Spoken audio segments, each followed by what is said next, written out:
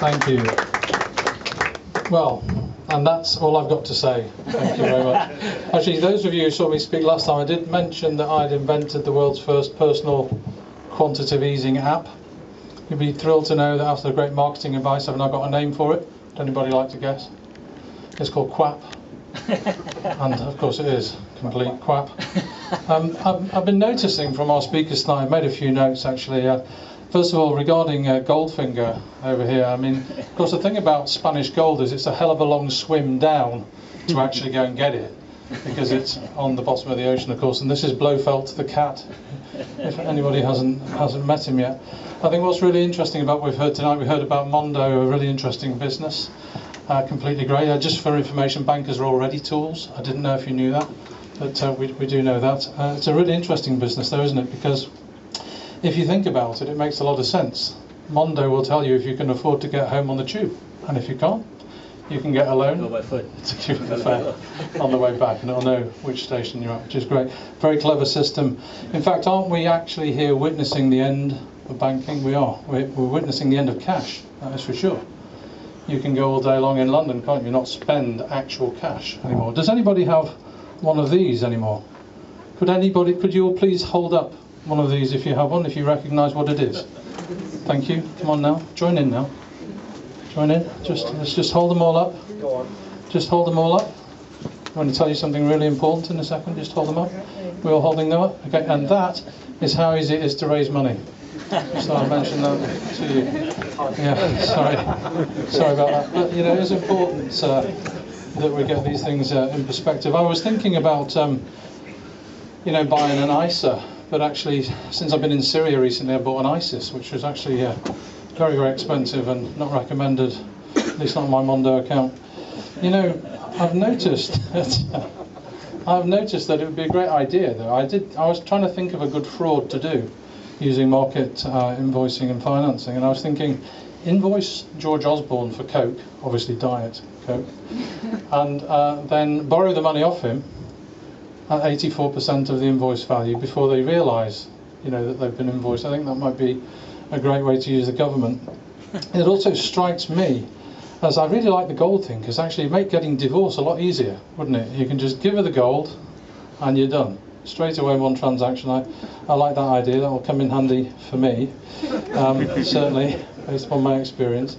I think it's quite important also to note that regarding market invoice stuff, it's very interesting. One of my early companies had a great deal of difficulty getting financing for stock, actually, and this was very important market development. The idea of being able to get cash from banks was very difficult, so instantaneously being able to crowdfund your invoice financing is a great idea, and I hope to hear later when we speak to the panel that is available in all markets, because we certainly found it very hard in the United States because a lot of British banks simply didn't operate globally on that sort of basis. I think we've also heard about one more thing which is relevant to this market tonight, and that is the globalization of money. I mean, this is a really important point. I think that within maybe 10 years, it's possible we could see a single global currency, and that changes the game a lot. And if you'd also like to think about what that means, it means that competition is going to be about the real value of things rather than the actual value of money in 10 years' time. Just remember you heard it tonight when you were thinking about that. I think that is going to come in the long run. And what I just want to say in final terms, talking about all this money, the very idea of money is interesting, isn't it? I might have mentioned the last time I spoke, one of my friends who is an economist, whatever they are and whatever they now do, told me, he said, Phil, you know what, you do talk a load of quap. He said, no, you don't really know what you're talking about. There is no question that cannot be answered by an economist. I can answer any question, he said. I said, great, okay, I will ask you a question. He said, fire away, I can answer any economic complexity, no problem at all, using pure economics. I said, great, how much money is there? And nobody knows, right? Nobody really knows how much money there is. We're being asked to believe in digits. We're being asked to believe what we are seeing on our screen. I hope that if I default on my Mondo account, you won't actually repossess my iPhone, which I think could be quite a problem for me. The key thing for all of us to remember tonight is that you're all here perhaps to raise money for your business and for your idea. Right now, the fintech sector is getting very excited. Fund thyself is my message to all of you. There are people in the room tonight who will fund your business. Find them and ask me. Find them and talk about it, see what you need to do. Make sure you network with everybody tonight. The purpose of this great stuff that Lawrence and Z have been setting up is to make sure that you all meet each other. This is very, very important. So let me just invite now all our previous speakers up to the stage. We're going to have a bit of a panel discussion. Come on, yeah, come on. Let's give them all a round of applause for their great presentation. Now I'd like to start by asking them a question each. Okay. My question is this: can we have some of your money? There we go. Goldfinger's got Blofeld. That's quite interesting. What I really want to ask you is this: you know, when you have each, if you can each answer this question, when you've made your millions and billions out of your exit strategies, and assuming that you have them, what are you going to do with the money? Tom? That's not a Come on, Tom. That's not yet a problem I've had to address, so I don't know. Ask me in 10 years. Ask him in 10 years. Fernando? Well, there's probably give it away. Great. Would anybody like to form an orderly queue? I mean, to be honest, the dream is to be wealthy enough to actually live Spain fantastically well, and also afford to give away lots of money. See, the entrepreneurial dream. James? Well, if I was the CEO and significant shareholder in Market Invoice, I'd probably have a very exciting answer for you. Unfortunately, I'm just a lowly partnerships manager. So James is looking for funding for his new business. This is a dream.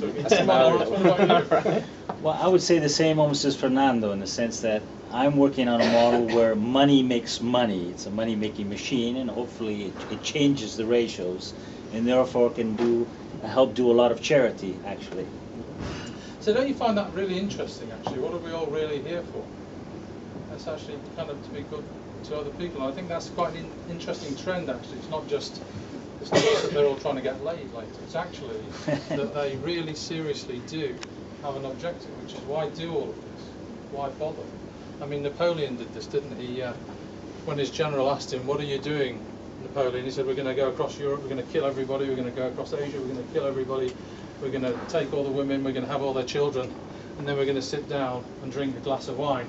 And his general said, "Well, why don't we just sit down and drink a glass of wine instead of doing all of that stuff?" And you could say that, really, if you get in possession of some serious revenues and income and cash from your business, you can do something worthwhile, and it's an important message. I think this generation of entrepreneurs recognises that they have to pay it forward and do something more important, right?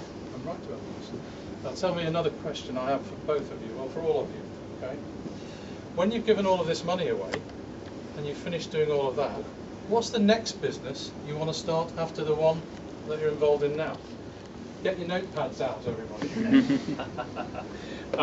When I recruited my CTO, who is a good friend who has a number of businesses, so he never needs to work again, I said, "Come and help me start a bank."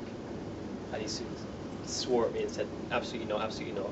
And phoned me 2 days later and said, "I'm getting on a plane from San Francisco and I'll be in London next week because I want to help you start a bank. But only on condition that once we've started the bank, you help me start a country." Well, not everybody knows Mark Thatcher, do they? So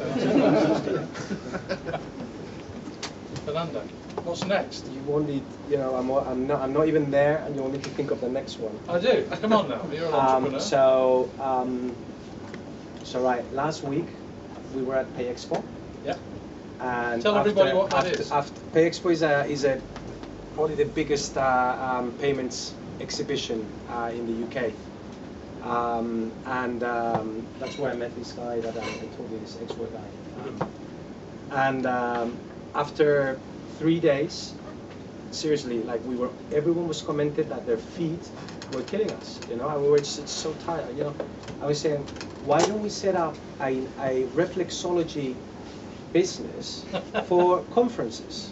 you know, There we are. that are sponsored, you know, sponsored by health or whatever. You know, we set up a business, we get some, you know, highly skilled Oriental guys, you know, set up a business to relieve the pain, you know, of the attendees. Are there any reflexologists here tonight? And everyone loved it, so you know, we might have Great. something there. Come on then, James.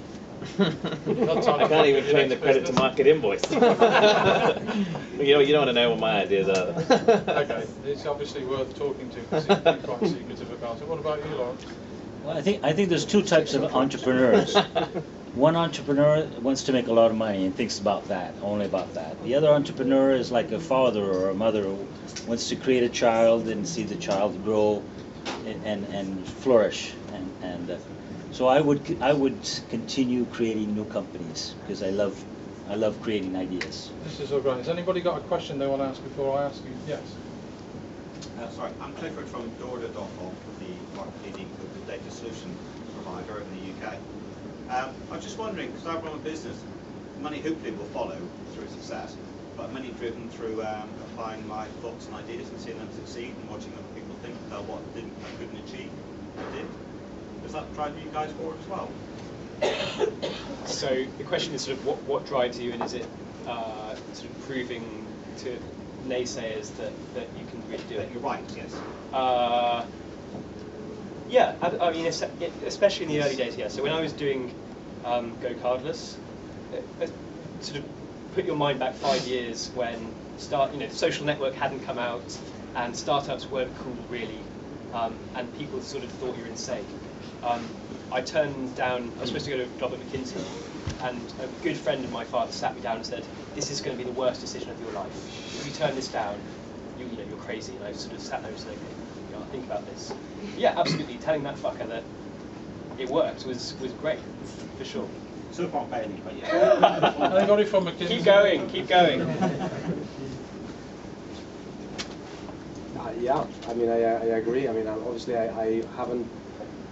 I'm not there. You know, I haven't built a highly successful business like my colleague here, but it's obviously my founding partner calls it, and excuse the language, calls it "fuck you money." You know, once you have some money, you know, to actually build something, and then all those people that you are constantly knocking on the door, asking for a break, and getting them to listen to you, and it's obviously suddenly you will have lots of people knocking at your door saying, "Oh, can we help you to build this, or can we help you with this or with that?" I'm sure that has happened. But yeah, I guess it is a motivation, but I guess you can't be totally motivated, with this negative. Yeah, if it sort of drives you, that's a bit worrying, isn't it? Yeah. I mean, to be honest, it's just you want to build something great that works, and be excited, and have enough money to support my kids. Yeah. It's just they've been eating white rice and boiled eggs for the last 6 months. So Spanish omelette. James, you're missing out, Lawrence? I say the same as Fernando. I've got a question for all the ladies here tonight. Are there any ladies here tonight who would like to come up and pitch their business for 30 seconds and tell us all about it? There may be financiers here who would like to finance your business. Anybody? Ladies, what about you? Come on, let's give her a clap.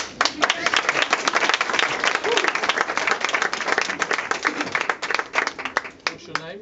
I'm Frederick. Tell us everything. Go! Hello everybody. I have a coaching business. I'm an executive coach. I work both in banking. I come from banking, the dark side of the force. And I left because it was too dark. But I really enjoy working on my own and being outside of such a big corporate organizations. But I also really like helping people going out of banking. So I do a lot of career coaching to help them find their own exit strategy. A lot of them into fintech, because I was in technology. And I also work with fintech entrepreneurs, helping them making good businesses. So I guess that's it. I have lots of having a small business myself, I'm developing a coaching collaborative network because I like working with other people and working with lots of coaches. It's can be a bit lonely being a coach. And that's it. So if you have any coaching needs, just Any questions? Anybody? Come on, somebody ask a question. I'll ask a question. Go. How do you get new clients? Apart from pitching to all these new clients. But that's it's mainly word of mouth. Coaching can't really. There aren't many marketing tricks you can pull. It's really, if you're a coach, you're probably gonna ask someone you're gonna coach, or you're gonna meet a coach and think like, oh yeah, actually that might help me. Okay. What is the main benefit in having a coach, especially when you're starting out with your new business model? So when you're starting out, it's very easy to be deep into your own thoughts, basically your crazy ideas, and to not really have the opportunity to take the space and the time to really think. Interesting. So as a coach, it's not like a mentor. As a coach, I don't have any answers. Frankly, most of you probably have much more experience, ideas on what you want to do. That makes sense. So I'm not here to tell you what you should be doing. I haven't done it before you. You won't follow my footsteps unless you want to become a coach. But I'm here to just put you in a position where you can find your own solutions. And, with other people, I will just help you see things slightly differently and just hopefully ask the right question that will make you good. Thank you. Any of the ladies? Oh, hello. Was it only on the weekend or is it now? Do you miss anything from working in the bank? The money? Not so much not the amounts, but the constant knowing that at the end of the month I'm gonna have, the nice. You need a Mondo account. Mine is just like nothing like that. It's mainly flat line with like a few spikes. Just a bit of invoice, bit of market finance, bit of a Mondo, a bit of gold. That's all you need. Yeah, a bit of everything. Yeah. Any other ladies who'd like to tell us anything? Oh yeah, go ahead. That's an interesting question. Yes, you will work for stock options. Should she work for stock options, everybody? Yes. No. Of course, she should. You don't need money. Well, no, you've got Mondo. Any other ladies who'd like to talk to us? I'm very keen to try and equalise our gender balance. Anybody? Come on, ladies. Be comfortable. How about you? Too shy. Too shy? No, you just spoke. You're not too shy. Let's give her a round of applause.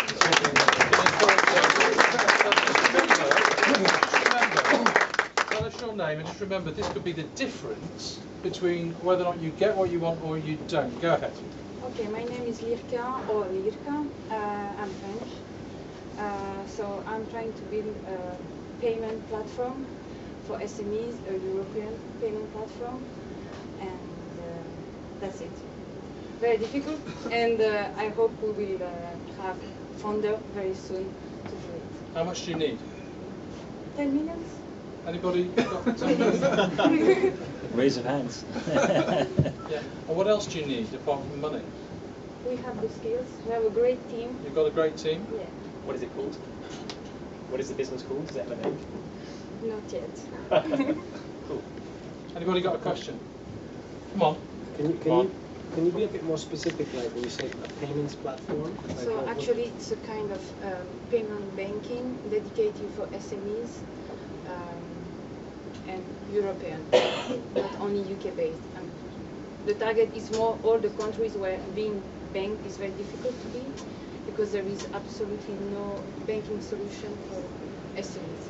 That's great. So as a small business, you'd be able to open an account very quickly and access payment systems like card payments or online payments. Exactly. That's really cool. Thank you. I think we really, really need to do that. There's a company called Standard Treasury in the United States who are doing something similar-ish, but it's a totally untapped area. I think it would be an awesome thing to do. So Tom, it sounds like you could be very helpful talking about this and passing on your knowledge, which of course is sacred duty of entrepreneurs. Let's give you a round of applause.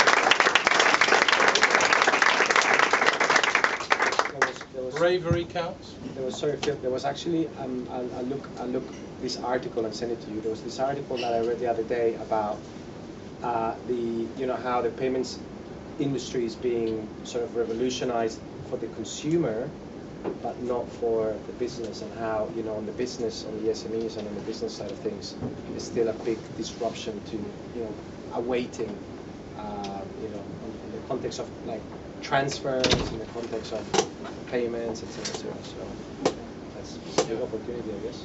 I have a quick question for all of you, which has come to mind, which is this: is the banking system, the conventional banking system, innovating?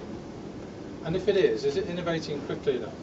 And if it isn't, is its choice to wait around for all of you guys to innovate and just buy you, or are they potentially at risk of becoming extinct? Good question. Well, I don't think like. I think it's the extinct side is very difficult. Lehman Brothers are extinct. Yeah, unless there's a big. But Lehman Brothers is not a commercial bank. I mean, they got extinct for playing with matches when they didn't actually know what they were playing with. But commercial banking. I guess once you're there, I mean, I guess you could, you got deposits. You might not get extinct, but you might get sort of slowly,